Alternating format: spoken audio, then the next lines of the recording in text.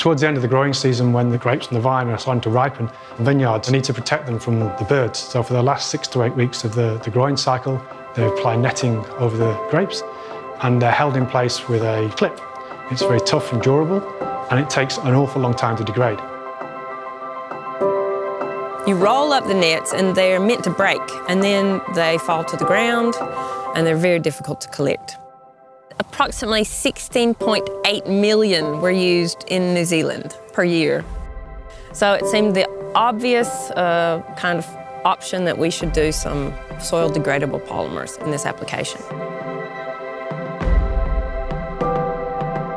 Scion is a Crown Research Institute, and so we work with a lot of companies to do product development, especially around bioplastics. That's either compostable or biodegradable polymers. Traditional plastics are oil-based, they're based on fossil fuels, and they tend to break down over many, many years. The biopolymers and biocomposites that we're looking at, they're based on natural recurring materials, and they degrade very quickly. You need a number of conditions in order to biodegrade. They don't just degrade in air. You need to have a little bit of moisture, a few microbes, and a little bit of warmth, and it will start to initiate the process. We have limits to what we can do. We were looking for somebody to partner with, and EPL is such a partner. EPL is quite open to trial new materials, so they kind of have that culture of not being afraid to try new stuff. What Scion is doing is making material that's going to give our New Zealand wine industry a more sustainable focus. This product led itself to be processed at EPL because it's a continuous extrusion of a strip. It's a really great partnership. We give each other feedback. We've obviously been doing field trials, and they've been able to tweak the formulation, and then we try it again, and then we tweak it, and then we try it again.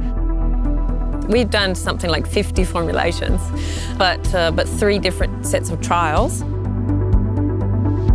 This particular clip, it had some challenges in the fact that the coarseness of the material and the surface structure created a number of weaknesses in the actual extruded profile. So we looked then at the other option that was sent down by Scion, which was based on sander dust. The surface structure is a lot smoother, and it was certainly a lot easier for our processing and our punching to follow through with this particular product. So we'll make some clips up, and then we'll send it out into the marketplace, and then get their feedback on how it's performing. So our capabilities at Scion are not on a large scale. We need people like EPL to take up our technologies and scale them up and commercialize them. We have experience in bringing products to market.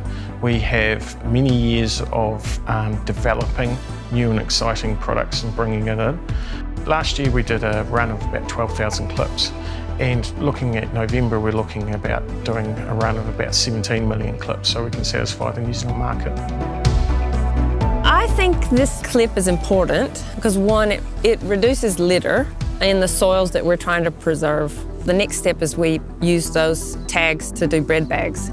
You can imagine that there are a lot of different opportunities out there for us to replace single-use plastics in all kind of areas. This is a very good fit for where we want to be. We're always looking for ways to improve our sustainability, and that's what's driven us into this relationship to develop these product ranges.